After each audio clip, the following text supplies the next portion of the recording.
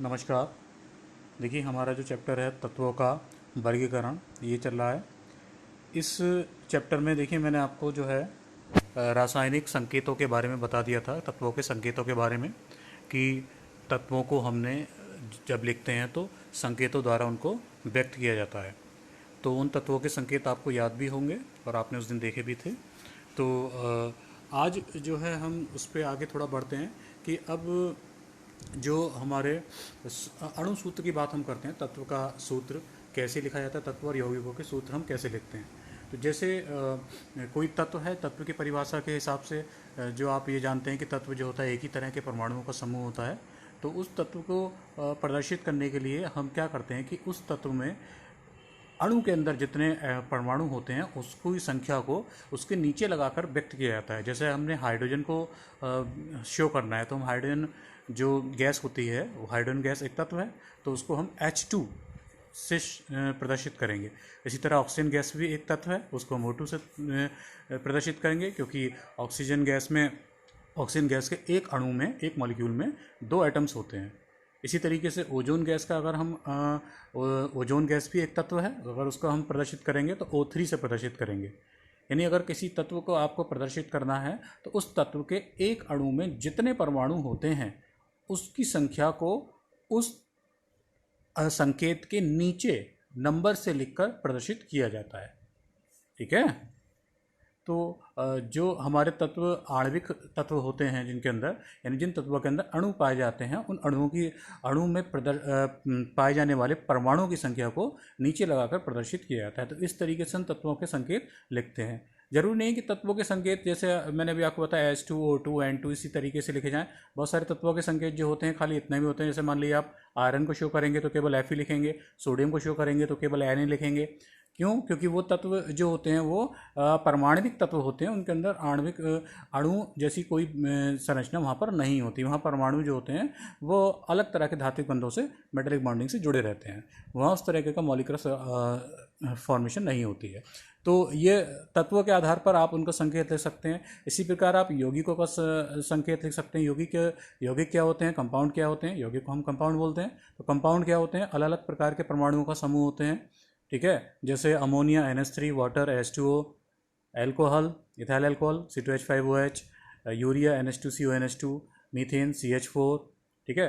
ये बहुत सारे इसी तरीके के होते हैं जो मैंने आपको देखिए टेबल दे रखी है यहाँ पर। Sodium chloride NaCl, carbon dioxide CO2, sulphuric acid जो है H2SO4, nitric acid HNO3, calcium carbonate CaCO3, calcium hydroxide COH का होल ट्वाइस, चीनी यानी सुक्रोज ये C12 है, C2 लिख रहा है इसमें, थोड़ा सही कर लीजिएगा, मिसप्रिंट है ये। C12H22O11 जो डाइसैकेराइड होते हैं हमारे, सुक्रोज जो होती है वो चीनी, वो C12H22O11 होती है। पोटेशियम परमैंगनेट ये KMnO4, sodium carbonate Na2CO3, sodium bicarbonate NaHCO3, sodium hydroxide NaOH। तो ये सारे जो होते हैं यौगिकों के सूत्र हैं। ठीक है। अगर हम किसी, जैसे मुझे अगर सोडियम हाइड्रोक्साइड को लिखना है, कास्टिक सोडा जो होता है, तो उसको मैं NaOH लिखूंगा। तो NaOH से ये प्रदर्शित हो जाएगा कि हम सोडियम हाइड्रोक्साइड की बात कर रहे हैं। तो रासायनिक सूत्र ये हमारे कहलाते हैं तत्वों के और यौगिकों के। जितना अधिक से अधिक कोशिश कीजिएगा कि आप उनको रासायनिक सूत्र याद कर पाएँ, जिससे कि आप जो हमारे यौगिक हैं या तत्व हैं उनको आसानी से पहचान सकें। क्योंकि अधिकतर जो भी आप बुक पढ़ेंगे या जो भी आप लिटरेचर केमिस्ट्री का पढ़ते हैं तो उस लिटरेचर में आपको देखने को मिलेगा कि तत्व और यौगिक अधिकतर जो होते हैं उनके रासायनिक सूत्रों की फॉर्म में मिलते हैं। तो अगर आप उसको, सबसे पहला काम हमारा यही होता है कि हम रासायनिक यौगिक को पहचान तो पाएँ। उसके बारे में अध्ययन करने से पहले हम पहले उसके बारे में उसको पहचानें कि वो किस नाम से जाना जाता है। ठीक है। तो उसका कंपोजिशन हम पहले जाने, उस कंपोजिशन से देखिए बहुत सारी इन्फॉर्मेशन मिल जाती है। जैसे मान लीजिए अभी हमने बोला कि सुक्रोज का जो चीनी जो होती है, सुक्रोज का फॉर्मूला C12H22O11 होता है। तो उससे हमको इन्फॉर्मेशन मिल जाती है कि चीनी के जो एक मॉलिक्यूल है उसके अंदर 12 का कार्बन एटम है। ठीक है। 22 हाइड्रोजन एटम है, 11 ऑक्सीजन एटम है, विच आर बॉन्डेड टुगेदर। तो ये सारे एटम्स जो हैं एक दूसरे के साथ बॉन्ड बनाकर एक मॉलिक्यूल बनाते हैं, है ना। तो इस तरह के चीनी के अंदर बहुत सारे मॉलिक्यूल्स होते हैं। तो ये इस तरीके से आपको उसके जो रासायनिक सूत्र होता है उससे इस बारे में, कंपाउंड के बारे में काफ़ी, उसके नेचर के बारे में बहुत सारी इन्फॉर्मेशन मिल जाती है। ठीक है। देखिए इसके बाद देखिए हम बात करते हैं रासायनिक सूत्र के प्रकार के, types of chemical formula. Chemical फार्मूले के कितने प्रकार होते हैं? देखिए मॉलिक्यूलर फार्मूला, सबसे पहले तो मॉलिक्यूलर फार्मूले में जैसे अभी मैंने आपको बता रहा था, ये सारे मॉलिक्यूलर फार्मूला ही थे कि जैसे हमने लिख दिया H2O है, NH3 है, या ग्लूकोज का मॉलिक्यूलर फार्मूला होता है C6H12O6। ये हमारा क्या है, सब ये मॉलिक्यूलर फार्मूला है। ठीक है। संरचनात्मक फार्मूला क्या होता है, स्ट्रक्चर फार्मूला में क्या होता है, स्ट्रक्चर फार्मूले में बॉन्ड भी शो किए जाते हैं।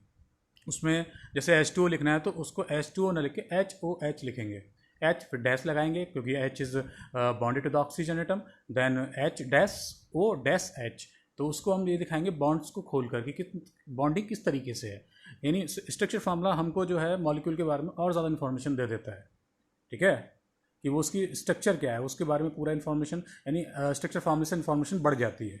स्ट्रक्चर फार्मूला हमको ये भी बताता है कि मॉलिक्यूल के अंदर, किसी यौगिक के मॉलिक्यूल के अंदर जो एटम्स हैं वो किस तरीके से बॉन्डेड हैं, कौन एटम किसके साथ बॉन्ड बनाए हुए हैं।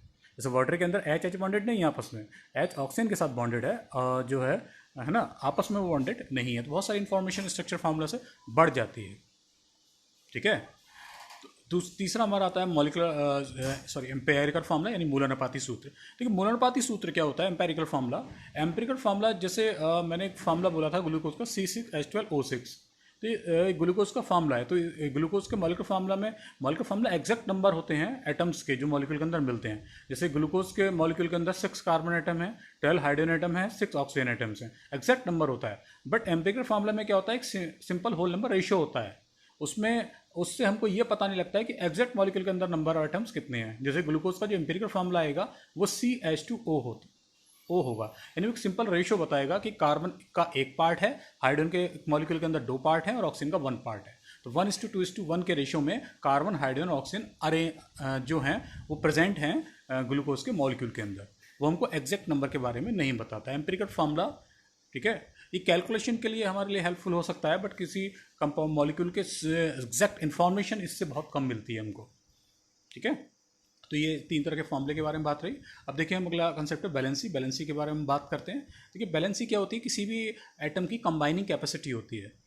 ठीक है, तो जैसे कंबाइनिंग कैपेसिटी का मीनिंग क्या है कि जैसे हम ये जानते हैं कि कोई भी एटम अपना जो है 8 इलेक्ट्रॉन्स को पूरा करना चाहता है ना, तो उस 8 ऑक्टेट पूरा करना चाहता है, तो उस ऑक्टेट को पूरा करने के लिए इलेक्ट्रॉन का ट्रांसफर किया जाता है। इलेक्ट्रॉन को दिए, इलेक्ट्रॉन या तो डोनेट करता है या इलेक्ट्रॉन एक्सेप्ट करता है। उसी के हिसाब से उसकी बैलेंसी। मान लीजिए अगर किसी एटम के आउटर में 1 इलेक्ट्रॉन है तो वो जाहिर सी बात है कि 1 इलेक्ट्रॉन को डोनेट कर देगा, 7 को एक्सेप्ट नहीं करेगा। 1 को डोनेट कर देगा तो उससे पहले वाली जो शेल होगी उसमें उसके 8 इलेक्ट्रॉन पूरे हो जाएंगे, तो इसलिए वो उसकी कंबाइनिंग कैपेसिटी 1 हो जाएगी। किसी में 2 हैं तो 2 को भी डोनेट कर देगा ईजिली, 6 को एक्सेप्ट तो नहीं कर पाएगा तो उसकी बैलेंसी 2 हो जाएगी। 3 है तो 3 को डोनेट कर देगा, उसकी बैलेंसी 3 हो जाएगी। ठीक है, 5 को एक्सेप्ट नहीं करेगा।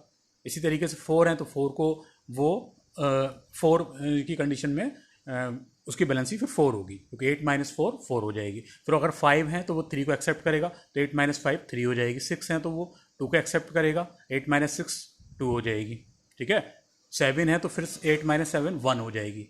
तो इस तरीके से जो कंबाइनिंग कैपेसिटी होती है एटम्स की, ये ठीक है, एटम अपने आप का अपना ऑक्टेट पूरा करने के लिए, मॉलिक्यूल फॉर्मेशन के लिए जितना इलेक्ट्रॉन एक्सेप्ट ट्रांसफर या इलेक्ट्रॉन का वो करते हैं, उसकी कंबाइनिंग कैपेसिटी वो वैलेंसी कहलाती है। देखिए बैलेंसी कई तरीके की हो सकती है। इलेक्ट्रोवैलेंसी मतलब जो एटम्स आयनिक बॉन्ड बनाते हैं वो इलेक्ट्रोवैलेंसी के नाम से जानी जाती है। जैसे सोडियम क्लोराइड है, सोडियम क्लोराइड बनाते समय सोडियम 1 इलेक्ट्रॉन लूज कर देता है, क्लोराइड 1 इलेक्ट्रॉन एक्सेप्ट कर लेता है, तो सोडियम की वैलेंसी 1 हुई और क्लोरीन की भी वहाँ पर वैलेंसी जो है वो 1 हुई। तो ये इलेक्ट्रोवैलेंसी के नाम से जो आयनिक बॉन्ड बनाने में जो वैलेंसी आती है वो हमारी इलेक्ट्रोवैलेंसी कहलाती है।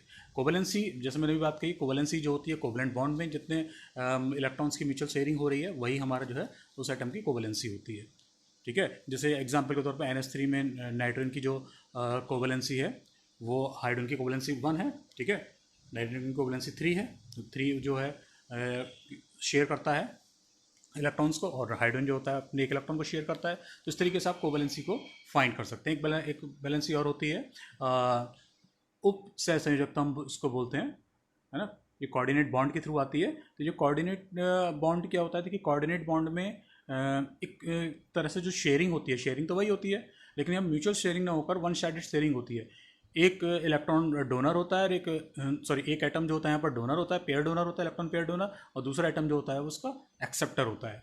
तो इस तरीके से जो बॉन्ड बनते हैं वो हमारे कोऑर्डिनेट बॉन्ड कहलाते हैं। और ये तरह की जो बैलेंसी आती है, जितने number of covalent coordinate bond जो होते हैं, वो जितने नंबर ऑफ कोऑर्डिनेट बॉन्ड कोई एटम बनाता है उसकी उप सह संयोजकता, है ना, कोऑर्डिनेट बैलेंसी वो उसकी कहलाती है। Thank you.